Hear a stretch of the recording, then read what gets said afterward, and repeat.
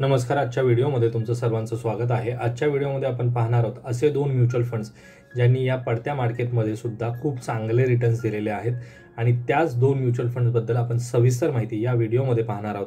तर चला व्हिडिओला स्टार्ट करूयात. पण व्हिडिओला स्टार्ट करण्याअगोदर जर तुम्ही चॅनलवरती नवीन असाल आणि चॅनलला अजूनही सबस्क्राईब केलं नसेल तर चॅनलला सबस्क्राईब करून ठेवा, म्हणजे असेच इन्फॉर्मेटिव्ह व्हिडिओज तुम्हाला या चॅनलवरती पाहता येतील. तर चला व्हिडिओला स्टार्ट करूया. हा निफ्टी 50चा इंडेक्स आहे आणि गेल्या 6 महिन्याचा जर तुम्ही इंडेक्स पाहिला तर जवळपास 5% तो डाऊन आहे. 27 सप्टेंबर 2024 ला मार्केट होतं 26,178 पॉईंटवरती आणि आता मार्केट आहे 23,205 पॉईंटवरती, म्हणजे जवळपास 3,000 पॉईंटने मार्केट खाली पडलेलं आहे सप्टेंबर पासून आतापर्यंत. म्हणजे या 6 महिन्यामध्ये किंवा या पाठच्या 4 महिन्यामध्ये मार्केट जवळपास 10%ने करेक्ट झालेलं आहे. या खाली येणाऱ्या मार्केटमुळे आपल्या म्युच्युअल फंड इन्व्हेस्टमेंटवरती सुद्धा परिणाम होतो, कारण की स्टॉकची प्राइस कमी झाली की ऑटोमॅटिकली एनएव्हीची प्राइस सुद्धा कमी होते आणि आपल्याला जी इन्व्हेस्टमेंट आहे त्याचं व्हॅल्युएशन कमी होतं. पण मार्केटमध्ये असे काही फंड्स आहेत ज्याच्यामध्ये जर तुम्ही इन्व्हेस्टमेंट केली तर इन फ्युचर मार्केट जरी असं खाली पडत असेल तरी सुद्धा तुम्हाला चांगले रिटर्न्सच मिळणार आहेत. तर तेच फंड आपण आता पाहणार आहोत. तर सर्वात पहिला फंड आहे ICICI प्रुडेन्शियलचा large and mid cap fund. हा फंड मार्केटमध्ये जवळपास 26 वर्षापूर्वी आला, म्हणजे 1998 मध्ये मार्केटमध्ये हा फंड आला आणि याची फंड साईज आहे 17,600 करोड रुपये. आत्ताचा याचा एनएव्ही आहे 916 रुपये. आणि जर तुम्ही इथे 6 महिन्याचा ग्राफ तुम्हाला खाली येताना दिसेल, 1 वर्षाचा ग्राफ खाली येताना दिसेल, पण जर तुम्ही 5 वर्षाचा ग्राफ पाहिला तर 5 वर्षापूर्वी याचा एनएव्ही होता 315 रुपये, म्हणजे 2020 मध्ये 335 रुपयाचा याचा एनएव्ही होता आणि आता तो एनएव्ही झालेला आहे 921 रुपये. म्हणजे समजा तुम्ही एखाद्या स्टॉकमध्ये इन्व्हेस्टमेंट करताय, त्या स्टॉकची प्राइस 300 वरनं 900 झाली तर जवळपास तुम्हाला 600 रुपयाचा प्रॉफिट झाला एका स्टॉक मागे. तसंच म्युच्युअल फंडमध्ये सुद्धा एक युनिट जेव्हा तुम्ही 315चं किंवा 335चं परचेस करता आणि त्याची प्राइस आता जर 900 होते, जवळपास तुम्हाला एका युनिट मागे 600 रुपयाचा प्रॉफिट होतो. असं साधं सिंपल लॉजिक आहे म्युच्युअल फंड्समध्ये. आता जर ह्याच म्युच्युअल फंडमध्ये जर तुम्ही 5,000ची SIP सुरू केली 5 वर्षासाठी, फक्त 5 वर्षासाठी, तर तुमची इन्व्हेस्टमेंट 36,07,000 रुपये होणार आहे. म्हणजे तुम्हाला जी मिळणारी रक्कम आहे ती असणार आहे 36,07,000 रुपये. एका वर्षाची 60,000 इन्व्हेस्टमेंट होते आणि 5 वर्षाची 3 लाख रुपये इन्व्हेस्टमेंट होते आणि 3 लाखाचे इन्व्हेस्टमेंटचे तुमचे जवळपास 36 लाख रुपये होतात. हाच फंड मी का चूज केला तर त्याचा अजून एक रिझन आहे, म्हणजेच याचा परफॉर्मन्स. जर तुम्ही याचा परफॉर्मन्स पाहिला, एका महिन्यामध्ये तुम्हाला पहा मायनसमध्ये रिटर्न देतोय 0.73, पण जर याचा बेंचमार्क पाहिला निफ्टी 50चा तर तो -2% रिटर्न देतोय आणि याच कॅटेगरीमधले इतर जे फंड आहेत ते -9.5% मायनसमध्ये रिटर्न देतात. म्हणजे त्या कम्पेअर हा रिटर्न तर खूप चांगला आहे. आता हे तर झालं एका महिन्याचं, पण 6 महिन्याच्या रिटर्न्समध्ये सुद्धा बघा, इथे याच कॅटेगरीमधले फंड जवळपास 5% रिटर्न देतात मायनस, आणि हा -3% रिटर्न देतोय. पण आपण 6 महिन्याच्या परफॉर्मन्सवरती कुठल्याही फंडला जज नाही करू शकत. तर जर तुम्ही एका वर्षाचा रिटर्न्स पाहिले तर इथे 17% रिटर्न देतोय, त्याचा बेंचमार्क आहे 8%चा आणि त्याच कॅटेगरीमधले इतर फंड देत आहेत 14% रिटर्न. 3 वर्षामध्ये पण पहा 19% रिटर्न देतात, त्याच कॅटेगरीमधले इतर फंड 14% रिटर्न देतात. 5 वर्षामध्ये 22% इथे रिटर्न देतात आहेत 19%. आणि जर ओव्हरऑल म्हणजे जेव्हापासून हा फंड मार्केटमध्ये आला तेव्हापासून याने 18.54% रिटर्न दिलेले आहेत. बरेच लोक असं म्हणतात की जेव्हा कोविड होता, कोविड नंतर मार्केट वर झालं त्यामुळे हे रिटर्न चांगले मिळतात, पण हा तर फंड 26 वर्ष जुना आहे आणि 26 वर्षामध्ये कितीतरी वेळा मार्केट खाली गेलं वर आलं, खाली गेलं वर आलं, पण याने रिटर्न दिलेले आहेत 18%. 18% रिटर्न म्हणजे खूप जबरदस्त रिटर्न आहेत या कॅटेगरीमध्ये. या फंडबद्दलच्या अजून काही डिटेल्स पाहूयात. हा फंड इक्विटीमध्ये 95% इन्व्हेस्टमेंट करतो. या इक्विटीमध्ये कोणकोणत्या कंपनीजमध्ये केली आहे ते पाहूयात. या काही ज्या डिटेल्स मी तुम्हाला दाखवते हे त्यांच्या कंपनीच्या ऑफिशियल वेबसाईटवरती अवेलेबल आहे. तुम्ही कधीही त्यांच्या ऑफिशियल वेबसाईटवरती जाऊन या डिटेल्स पाहू शकता. आणि इथे सुद्धा तुम्ही पाहत असाल तर जवळपास 18.78% हा फंड रिटर्न देतोय जेव्हापासून हा फंड मार्केटमध्ये आला तेव्हापासून. इथे कधीपर्यंतचा हा डेटा आहे 30 नोव्हेंबर 2024 पर्यंतचा. आता इथे तुम्ही पहा 9 जुलै 1998 मध्ये हा फंड मार्केटमध्ये आला. 17,243 करोड रुपये याची फंड साईज आहे. आणि हा कोणत्या स्टॉक्समध्ये सगळ्यात जास्त इन्व्हेस्टमेंट करतो त्या स्टॉकच्या डिटेल्स सुद्धा इथे तुम्हाला दिलेल्या आहेत. तर जर इथे तुम्ही पाहिलं तर ऑटो कंपोनंट्समध्ये याची 4% इन्व्हेस्टमेंट आहे, ऑटोमोबाईल्समध्ये 9%ची इन्व्हेस्टमेंट आहे, बँकिंग सेक्टरमध्ये याची 13.57% इन्व्हेस्टमेंट आहे. आणि इथे जे पॉईंटमध्ये दिलेलं आहे याचा अर्थ टॉप 10 जी इन्व्हेस्टमेंट आहे, टॉप 10 स्टॉक्समध्ये या कंपनींची नावं आहे. म्हणजे मारुती सुझुकीमध्ये 6% इन्व्हेस्टमेंट आहे, म्हणजे हा टॉप 10 मधला स्टॉक आहे ज्याच्यामध्ये सगळ्यात जास्त इन्व्हेस्टमेंट आहे. तर अशा प्रकारे त्यांची इन्व्हेस्टमेंट आहे.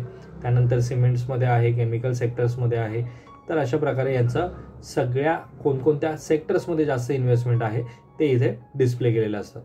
बऱ्याच वेळा काय होतं की आपण कोणत्या एखादा स्टॉक परचेस करतो किंवा एखादा म्युच्युअल फंड सिलेक्ट करतो, पण तो फंड कोणत्या सेक्टरमध्ये सगळ्यात जास्त इन्व्हेस्टमेंट करतो ते आपल्याला माहितीच नसतं आणि तेच खूप मॅटर करतं.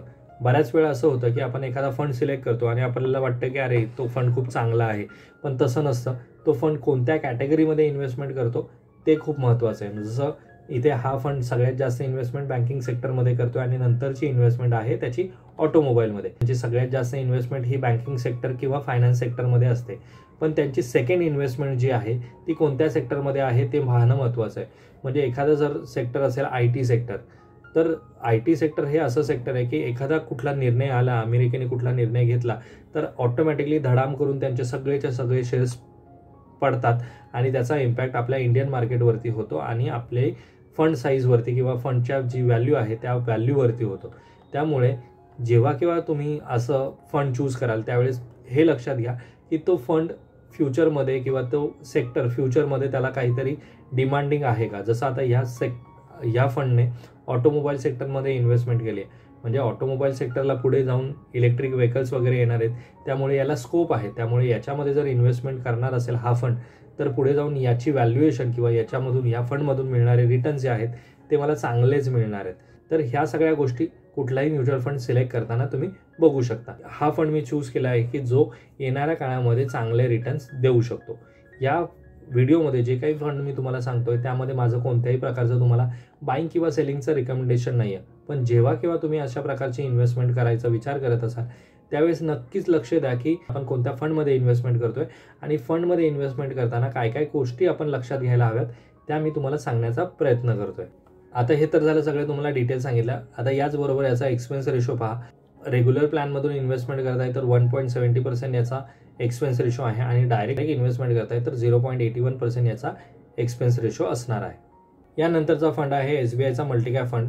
या मार्चमध्ये या फंडला मार्केटमध्ये येऊन 3 वर्ष होणार आहेत आणि फक्त 3 वर्षामध्ये या फंडची फंड साईज झालेली आहे 19,100 करोड. आपण 100 करोडच कन्सिडर करूयात. 19,100 करोडची इन्व्हेस्टमेंट लोकांनी या फंडमध्ये केलेली आहे. म्हणजे केवढा जबरदस्त फंड असेल आणि त्याचा पोर्टफोलिओ असेल, म्हणून तर एवढ्या लोकांनी या फंडमध्ये इन्व्हेस्टमेंट केलेली आहे. 23 जानेवारीला या फंडचा NAV होता 13 रुपये आणि आता मार्केट एवढं खाली पडतंय तरीसुद्धा याचा NAV झालेला आहे 15 रुपये 86 पैसे. आता तुम्ही म्हणाल फक्त 1-2 रुपये तर वाढलेत, पण हे 1-2 रुपये जर मोठ्या व्हॅल्यूमध्ये जर तुम्ही कन्सिडर केले तर जवळपास खूप पैसे वाढलेले आहेत. म्हणजे जर 10,000ची इन्व्हेस्टमेंट तुमची 12,000 झाली, 1 लाखाची इन्व्हेस्टमेंट तुमची 1,20,000 झाली. फक्त एका वर्षामध्ये 20,000 रुपये, फक्त एका वर्षामध्ये 20,000 रुपये तुम्हाला फायदा झाला. हेच जर 1 लाख रुपये तुम्ही बँकेमध्ये ठेवले असते, डिपॉझिट केले असते तर 1 लाखाचे हार्डली तुम्हाला 4,000 किंवा 3,000 रुपये इंटरेस्ट मिळाला असता, पण इथे तुम्हाला 1 लाखाचे 1,20,000 रुपये मिळाले. आता जर याचा परफॉर्मन्स पाहिलात तर एका वर्षामध्ये हा फंड तुम्हाला रिटर्न देतो 25.75% आणि जेव्हापासून हा फंड मार्केटमध्ये आला तेव्हापासून याने 19.38% रिटर्न दिलेले आहेत, जे खूप चांगले आहेत. मगाशी जो फंड मी तुम्हाला सांगितला तो 18.78% रिटर्न देत होता आणि याचा जर तुम्ही बेंचमार्क पाहिला तर 19% रिटर्न देतोय तुम्हाला. 25% जेव्हापासून हा फंड मार्केटमध्ये आला तेव्हा 23% होता, हा 19% रिटर्न देतोय. पण हा बेंचमार्क ह्या फंडला मार्केटमध्ये येऊन फक्त 3च वर्ष झालेत.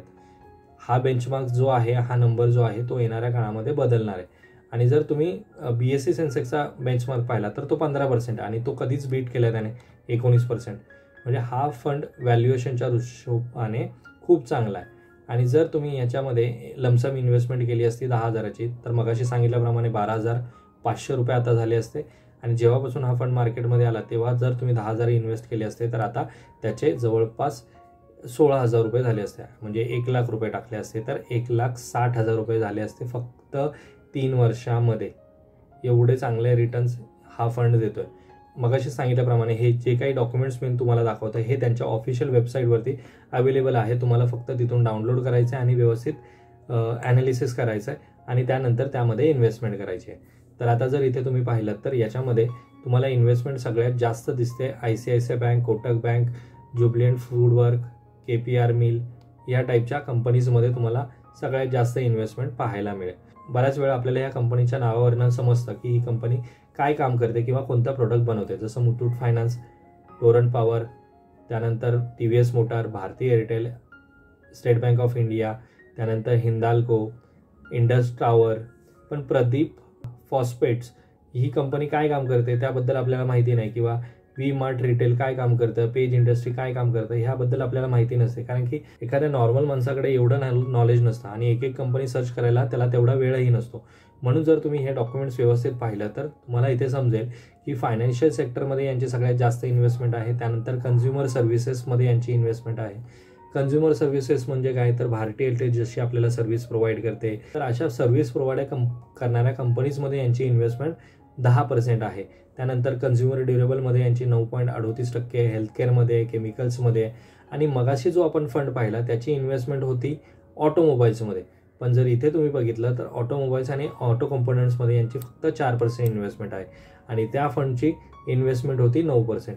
म्हणजे जेव्हा केव्हा तुम्ही फंड 2-3 फंड्समध्ये इन्व्हेस्टमेंट करता त्यावेळेस हे लक्षात घ्या की तुम्ही जे 2 फंड सिलेक्ट करताय किंवा 3 फंड सिलेक्ट करताय ते सेमच टाईपच्या इंडस्ट्रीजमध्ये इन्व्हेस्टमेंट करणारे नको, वेगवेगळ्या इंडस्ट्रीजमध्ये इन्व्हेस्टमेंट करणारे हवेत.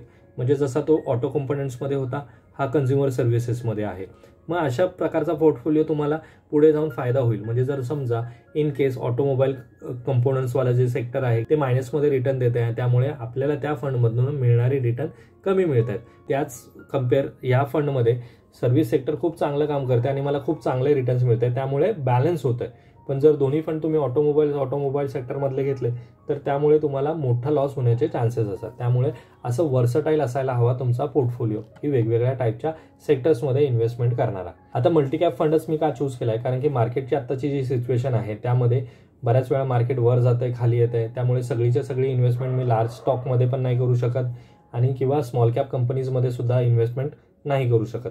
म्हणून मी अशा टाईपचा फंड सिलेक्ट करू शकतो की ज्याच्यामध्ये लार्ज कॅप कंपनीज पण आहेत, मिड कॅप कंपनीज पण आहेत आणि स्मॉल कॅप कंपनीज पण आहेत. तर अशा प्रकारचा पोर्टफोलिओ तुमचा असणं गरजेचं आहे आणि म्हणूनच मी हा एक फंड तुम्हाला सजेस्ट करेल की येणाऱ्या काळामध्ये तुम्हाला खूप चांगले रिटर्न्स देणार आहे, ज्याच्यामध्ये तुम्ही इन्व्हेस्टमेंट करू शकता.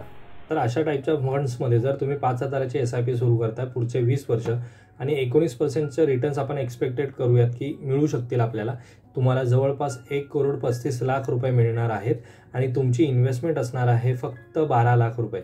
म्हणजे 12 लाखाच्या इन्व्हेस्टमेंटवरती तुमची अमाऊंट होणार आहे 1,35,00,000 रुपये. एवढी जबरदस्त रिटर्न तुम्हाला येणाऱ्या काळामध्ये मिळतील. सुरुवातीला 5,000ची SIP तुम्हाला खूप मोठी वाटेल, पण येणाऱ्या काळामध्ये त्याची व्हॅल्यू कमी कमी होत जाईल आणि तुम्हाला काही एवढं बर्डन वाटणार नाही. जशी 5,000ची व्हॅल्यू कमी कमी होत जाईल तशी 1,35,00,000 रुपये जी आपल्याला अमाऊंट दिसते येणाऱ्या 20 वर्षामध्ये त्याची व्हॅल्यू सुद्धा कमी होईल. पण ती व्हॅल्यू डायरेक्ट 1 करोडवरनं 10 लाख रुपये किंवा 4 लाख रुपये होणार नाही, तर 1,35,00,000वरनं हार्डली ती 1 करोडवरती येईल किंवा 80 लाखावरती येईल, 90 लाखावरती येईल. पण 12 लाखाचे जर तुम्हाला 80 लाख 90 लाख त्यावेळेचे मिळतात आहेत तरी ती सुद्धा खूप मोठी अमाऊंट असणार आहे. त्यामुळे अशा टाईपच्या फंड्समध्ये तुम्ही येणाऱ्या काळामध्ये इन्व्हेस्टमेंट करू शकता. आजचा जर व्हिडिओ तुम्हाला इन्फॉर्मेटिव्ह वाटला असेल तर हा व्हिडिओ तुमच्या मित्रमैत्रिणींना नक्की शेअर करा. आजचा व्हिडिओ जर तुम्हाला आवडला असेल तर व्हिडिओला लाईक करा. चॅनलवरती जर नवीन असाल तर चॅनलला सबस्क्राईब करा, म्हणजे असेच इन्फॉर्मेटिव्ह व्हिडिओज तुम्हाला या चॅनलवरती पाहता येतील. तर चला भेटूयात आपण अशाच एका इन्फॉर्मेटिव्ह व्हिडिओमध्ये. तोपर्यंत बाय बाय.